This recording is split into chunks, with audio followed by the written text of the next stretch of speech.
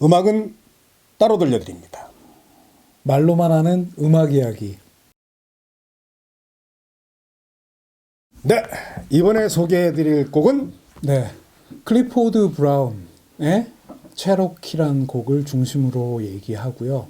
다른 아티스트들의 한 3곡 정도 개괄해 보면은 클리포드 브라운과 맥스 로치 퀸텟이 55년도에 낸 앨범 스터디 인 브라운에 있는 체로키, 요즘 가장 왕성하게 활동하고 있는 베이시스트 크리스찬 맥브라이드의 트리오가 연주한 체로키, 55년도에 라이오널 햄튼과 스탄 게츠가 연주한 햄프 앤 게츠라는 앨범의 체로키, 마지막으로 버드 파웰, 재즈 자이언츠라는 앨범에 있는 체로키, 이렇게 4곡의 체로키를 한번 얘기를 해보겠습니다. 자, 그러면 우선 클리포드 브라운에 대해서 얘기를 좀 해보면요. 50년대에 혜성과 같이 등장해서 재즈의 미래라고 그렇게 여겨지고 왕성한 활동을 하다가 허망하게도 25살, 미국 나이 25살, 우리나라 나이 26살에 자동차 사고로 요절한 비운의 주인공이죠. 이 클리포드 브라운에 대해서 참 얘기를 어떻게 할까 하다가 두 분의 이야기를 제가 한번 읽어드리는 걸로 클리포드 브라운에 대해서 얘기할 수 있을 것 같아요. 우선 무라카미 하루키가 클리포드 브라운에 대해서 이렇게 얘기를 했어요.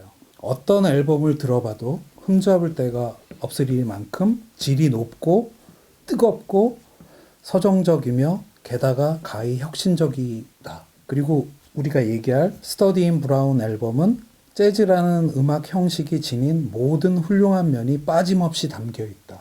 이렇게 그 에세이를 보면은 그 무라카미 하루키는 그 특유의 자기가 느끼는 대로만 그냥 툭툭 얘기하는, 어떤 뭐 무조건 칭찬하거나 훌륭한 아티스트라고 그러지 않는데 이 스터디 인 브라운 앨범을 위시로 얘기하면서 클리포드 브라운에 대해서는 뭐 이런 칭찬이 없을 정도로 한 명의 재즈 광이 이렇게 얘기를 하고 있고요. 재즈 매니어들이 공통적으로 하는 얘기더라고. 이 앨범에 대해서는 뭐 다들 극찬을 해요. 네. 극찬을. 그냥 그 당시 이제 뉴욕 중심으로 비밥이 하드밥화 되면서 하드밥이라는 거에 거의 효시와 같은 그 시기에 가장 중심 아티스트가 클리포드 브라운이었음에 분명한 것 같고요. 이 클리포드 브라운에 대해서 또 이 사람이 어떤 사람이냐에 대해서 소니 롤린스가 얘기한 게 있는데요.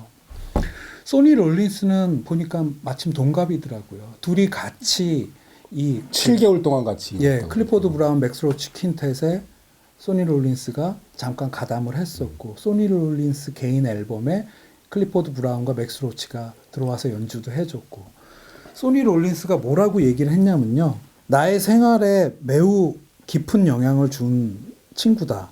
그는 마약 없는 깨끗한 생활을 하면서도 훌륭한 재즈 뮤지션이 된다는 게 가능하다는 것을 보여주었다. 그러니까 소니 브라운이 클리포드 브라운 만날 때쯤 소니 롤린스도 마약 때문에 고생하다가 이 친구 모습 보고 마약을 딱 끊어버린 케이스인 거죠. 그러니까 소니 롤린스 그 얘기 나도 하나. 마약도 안 하고 어떻게 저렇게 연주하지? 그러게 말이에요. 예. 그런 얘기를 들었대요. 그러니까 하나 덧붙이자면 전 몰랐어요. 체로키도 별로 그렇게 쩍 땡기는 게 아니었는데 이번에 클리포드 브라운 연주 들으면서 정말 대단하다 느꼈는데, 브라운이의 별명이 살아있을 때는 마일스 데이비스보다 더 명성이 높았대요. 그렇죠. 마일스 데이비스가 치일 뻔해서 안 죽었으면. 그렇죠. 그랬을 것 같아요. 그 연주력 면에서는 마일즈 데이비스가 비교도 안 되고, 마일즈 데이비스는 마일즈 데이비스 나름대로의 어떤 자신의 장점을 살리고 계속 선도해 나가는 쪽으로 해서 자기 음악 생활을 했지만, 재즈를 연주하고 그런 데 있어서의 그때 어떤 뜨거움이나 이런 거는 클리포드 브라운의 아주 비할 바가 아니었다고 하죠. 예. 트럼펫 최고의 플레이어, 재즈 플레이어. 네. 그래서 오늘 얘기하는 클리포드 브라운 앤 맥스 로치 퀸텟의 스터디 인 브라운 앨범은 55년 2월에 녹음이 되었는데, 그 중에서도 이 체로키란 곡에서의, 체로키란 곡이 시작을 하고 나면은 해롤드 랜드라는 그 테너 색소포니스트가 짧게 처음에 솔로를 해요. 그 다음에 트럼펫 솔로를 이어봤는데 그 트럼펫 솔로가 재즈 역사상 가장 훌륭한 트럼펫 솔로라고 평론가들이 네. 이야기를 하더라고요. 그렇든 안 그렇든 들어보면 엄청난 속주인데 속주라고 막 때려 부수는 그런 느낌의 속주가 아니고 뭔가 이렇게 되게 이분의 그 성품이나 이런 데서 나온다고 할까? 이게 되게 좀 따뜻한 속주라고 할까? 말이 이게 앞뒤가 안 맞는데 그런 느낌이 오고 맥스 로치의 그 리듬 엄청나고요. 그리고 클리포드 브라운과 함께 자동차 사고로 죽는 이따 얘기할 버드 파웰의 동생 리치 파웰이 또 피아노 연주 훌륭하고요. 그 앨범 자체가 클리포드 브라운 앤 맥스 로치 퀸텟의 가장 대표 앨범이라고 하는 이유를 그 전곡을 쭉 들어보면 알 수 있고요. 체로키 얘기 잠깐 해드려야 돼요. 네. 체로키가 1930년대에 발표된 곡인데 인디언 러브송이에요, 부제가. 예, 부제가. 네, 인디언 러브송. 그러니까 오리지널을 갖다가 한번 보컬을 곡을 갖다 한번 들어보시고 사실 클리포드 브라운, 맥스 로치, 체로키 들어보면 왜 이렇게 김감독이 극찬을 하는지 이해가 되실 거예요. 근데 원곡도 참 발라드가 아주 좋아요. 그리고 원래 재즈 스탠다드였고 그렇죠. 체로키가 얘기할 때 또 우리가 이건 나중에 한번 다시 꼽아야 되는데 맥스 로치는 정말 따로 해야 돼요. 그럼요. 제대로 따로 해야 되는데 두 천재가 모여서 정말 그 재즈사의 기념비라고 할 만한 앨범을 갖다가 만든 거죠. 그렇죠. 재즈맨들이 그러더라고요. 뭐냐면 재즈 역사상 가장 비극적인 사건 중 하나가 클리포드 브라운 교통사고로 죽은 거래요. 네. 그래서 우리 재즈 스탠다드 곡 중에 있잖아요. I Remember 클리포드. 예, 베니 골슨이 작곡해서 예. 정말로 많은 재즈맨들이 어쩜 이렇게 이 사람에 대해서 얘기를 하는지 모르겠어요. 살아 있었다면, 그러니까 도대체 그가 도달할 수 있는 영역이 어디까지였는지 그런 것들을 갖다가 정말 궁금해하더라고요. 개인적으로 재작년인가 죽은 트럼페터인데 로이 하그로브라고 그 트럼페터가 연주한 I Remember 클리포드가 비교적 최근 버전으로 동영상이 있는데 베니 골슨이라는 테너 색소포니스트가 동료인 클리포드 브라운이 사고로 세상을 떠나면서 그를 기리는 노래를 만들었는데 그 노래가 스탠다드가 되는 그렇죠. 그 노래가 스탠다드. 그 노래의 주인공이 클리포드 브라운인 거죠. 소니 롤린즈 얘기했는데 소니 롤린즈가 그 얘기를 참 많이 했어요. 그 왜냐하면 오래 살아 있고 아직도 살아 있고 그렇죠. 정말 그 사람도 전설이거든요. 그럼요. 예. 이 양반이 7개월간 그 클리포드 브라운이랑 일하면서 그 느낀 이 소감. 그는 모든 걸 다 가졌다. 재즈 씬의 유성이었다. 예. 유성이었다. 그냥 휙 갔지만 그냥 모두한테 그 강렬한 인상을 남긴. 예. 이 클리포드 브라운이 활동한 게 제가 보기에는 만 4년인 것 같아요. 그러니까 한 51년부터 56년에 돌아가셨으니까 그동안에 한 4, 5년 동안에 앨범이 사후에 나온 것까지 한 20장의 앨범. 그러니까 녹음은 많이 하고 그만큼 모든 게 포커스가 그분한테로 되고 많은 녹음을 남겨서 불행 중 다행이라고 할까요? 그분의 그 연주를 많이 들을 수 있는 게 그 후대 아티스트들한테 끼친 영향이나 이런 걸 생각했을 때 너무 아까운 분이죠. 네. 그 시작도요. 이게 듣보잡이 아니에요. 원래 찰리 파커, 디지 길레스피가 어려서 15살 때서 연주를 시작했는데 그때부터 찍었어요. 이렇게 봤어. 유심히 봤어. 네. 그 재밌는 얘기가 클리포드 브라운이 대학교 1학년 때 교통사고가 나가지고서 1년 동안은 그 다리를 갖다 절어요. 그 후유증으로. 근데 그때 디지 길레스피가 직접 가갖고 위문하면서 꼬드겼대. 대학 그만두고 너 음악해라. 그래가지고 너 음악 계속 해야 돼. 대학교 1학년 때 자퇴해버리고 바로 음악을 시작했어요.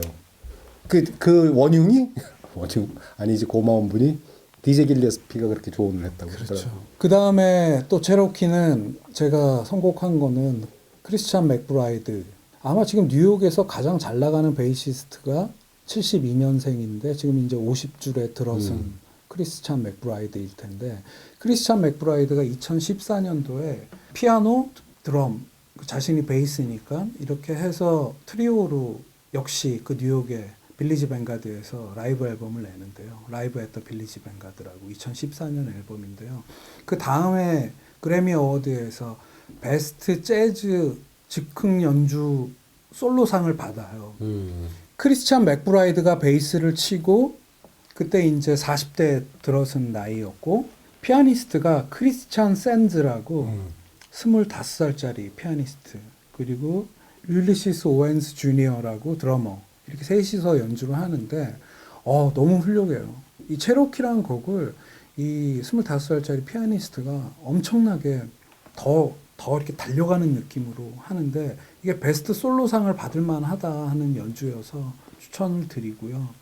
이 클리포드 브라운과 맥스 로치 퀸텟이 체로키를 연주한 게 55년 2월이라고 아까 말씀드렸는데, 같은 55년 8월에 서부에 8월에 LA에서는 이 체로키란 곡을 라이오널 햄튼과 스탄 게츠. 근데 55년이면 스탄 게츠가 20대 후반이고요. 라이오널 햄튼은 40대 후반이에요.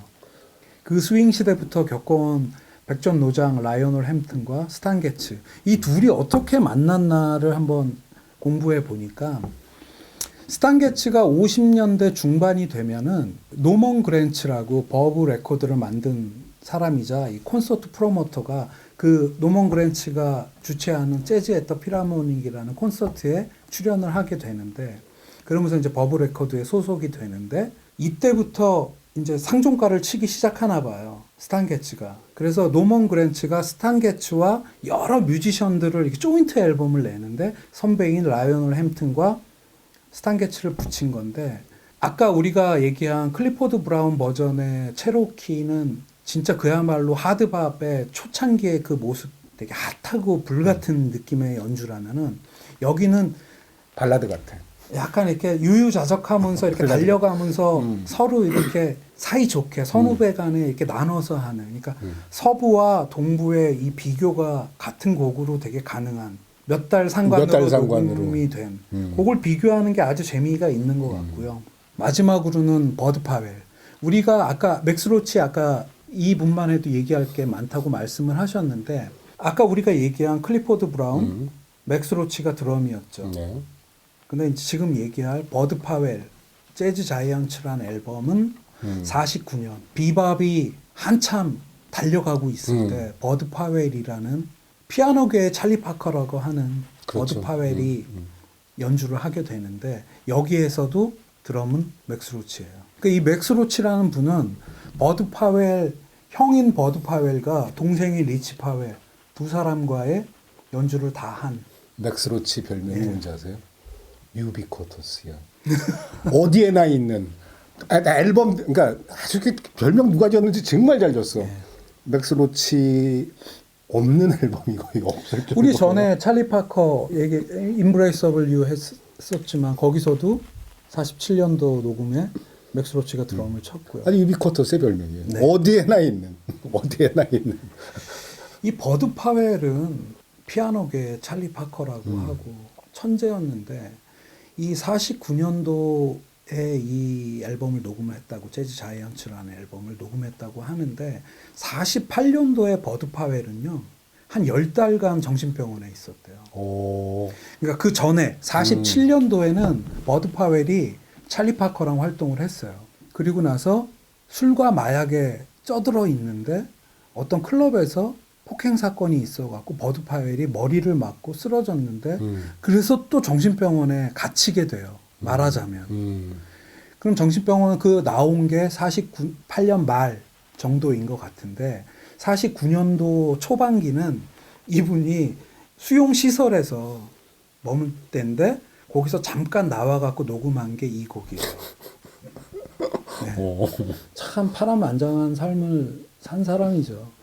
근데 역으로 생각해보면은 술, 마약, 정신적인 불안정, 그 시기인데 가장 훌륭한 솔로 앨범들을 이 시기에 내요. 이 재즈 자이언츠란 앨범을 내고, 그 다음에는 블루노트에서 The Amazing 버드 파웰 시리즈를 계속해서 녹음하게 되고 이제 전성기를 구가하게 되는데 가장 불안정한 시기에 이 사람이 정신적으로 그렇게 상처를 입은 상태에서도 이런 연주를 남겼는데 만약에 그렇지 않았다고 치면 이분이야말로 미래가 어땠을지 아마 40대 초중반에 돌아가신 걸로 알고 있는데 나중에는 이제 프랑스에 갔다가 다시 돌아오기도 하고 말년은 안 좋았는데 하여튼간 가장 전성기에 그러니까 이 버드 파웰이 피아노, 베이스, 드럼 이렇게 피아노 트리오의 어떤 가장 모범이 되는 첫 사례로 일컬어지잖아요. 그 연주가 체로키에 담겨 있는데 이 앨범에 만약에 오늘 링크의 네 곡을 같이 듣는다고 치면요. 아까 크리스찬 맥브라이드 트리오 버전은 2000년대 14년 버전의 거와 49년 버전의 버드 파웰 이게 피아노 트리오 똑같은 포맷의 연주잖아요. 근데 버드 파웰이 뒤지지 않아요. 이쪽이 뒤쪽에 연주한 버전이 요즘스러운 그 뭐랄까 이렇게 트렌드에 맞는 되게 그런 느낌이 있었다면 버드 파웰은 선도에 나간 사람의 입장인데 전혀 테크닉이나 이런 게 제가 뭐 테크닉을 우둔할 만큼 잘 알고 있지 못하지만 듣는 사람의 입장에서 버드 파웰이 밀리지 않는다. 쉽게 얘기하면 그런 느낌을 받았고요. 그리고 아까 또 다른 체로키는 동부의 체로키, 서부의 체로키, 클리포드 브라운과 스탄 게츠의 연주가 그래서 이렇게 네 곡이 같이 이렇게 서로 맞물리면서 그 안에 맥스 로치가 여기도 있고 저기도 있고 그런 느낌으로 이 체로키라는 곡을 한번 공부해 보시면 좋을 것 같아요. 재즈 역사상 가장 건전한 천재. 말도 별로 없고 과묵하고 하지만 음악 연주할 때는 그 누구보다도 열정적으로 변하고 클리포드 브라운 얘기하는 겁니다. 네. 서정시라고 많은 얘기를 저 무라카미 하루키도 그런 얘기를 했다고 그러지만 재즈 평론가들이니 뭐니 하여튼 그 관계자들은 클리포드 브라운 얘기할 때 정말 극찬을 해 극찬을. 술 마약 없이도 훌륭한 재즈 뮤지션이 될 수 있는 걸 친구인 소니 롤린스한테 가르쳐 줬다니. 클리포드 브라운이 딱 죽었다는 소식을 딱 듣고 두 사람의 반응을 한번 읽어본 적이 있어요. 맥스 로치는 꼬냑 2병 들고 호텔방 들어가서 문 잠그고 아마 그랬을 것 같아요. 예. 소니 롤린스는 밤새 연주를 했대요. 밤새 혼자서 연주를 했대. 그 클리포드 브라운이라는 사람이 25세 죽었지만 아직 죽지 않았다고 느껴지는 게 그 고향인 델라웨어주의 윌밍턴이란 데서는 무료 재즈 페스티벌이 계속 열리고 있어요. 그래서 유튜브에 보면 그런 동영상들이 있는데 아마추어 밴드들이나 프로나 클리포드 브라운을 기리면서 그렇게 재즈가 그 도시에서 이렇게 연주되고 있다는 것만 해도 이분은 뭐라고 얘기해야 될지 모르겠지만 대단한 분이고 오늘 연주를 들어도 55년 연주인데 뭐 전혀 뒤지지 않고 이 앨범은 제 최애 앨범 중에 하나고 그 스터디 인 브라운 앨범의 또 맨 마지막 곡이 듀크 엘링턴의 Take the A Train 같은 경우에는 듀크 엘링턴 소개도 맥스 로치가 뭐 드럼으로 기차 소리를 내요. 맥스 로치는 따로 할게요. 이 얘기 정말 많은 드러머거든요. 예. 네. 오케이. 자, 그러면 체로키 소개는 여기서 마무리 지키라죠. 네. 네. 여기까지입니다. 감사합니다.